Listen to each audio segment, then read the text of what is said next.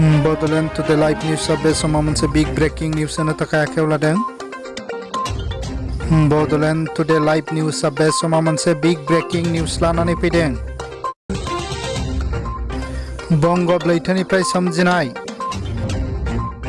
गिदिंनाय बारहुंखा सुपार साइक्ल'न आम्फाना सोनाब बंगनि गोबां ओनसोलफोराव सिलिंखार खालामलांनायनि खौरां मोननाय जादों। घन्टाफायाव 120 निफ्राय 140 गोख्रैथिजों फैनाय आम्फाना सोनाब बंगनि गोबां ओनसोलफोराव खहा खालामलांनायखौ नुनो मोनदों।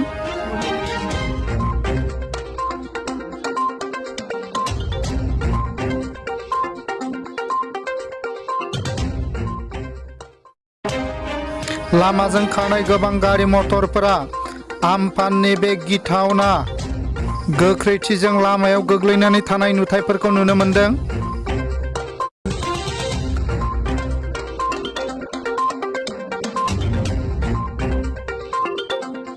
घन्टाफायाव 120 निफ्राय 140 किल'मिटार गोख्रैथिजों फैनाय आम्फाना सोनाब बंगनि गोबां ओनसोलफोराव गिथावना महर लानायखौ नुनो मोनदों।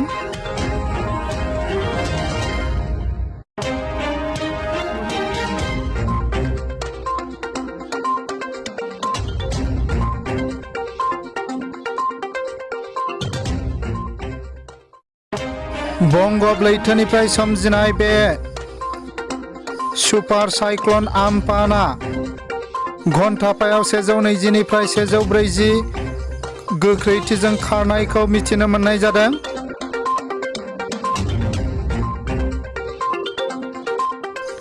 जायगा लानानै गोबां ओनसोलफोराव घन्टाफायाव 200 किल'मिटारसिम खारदों होननानै मिथिनो मोननाय जादों।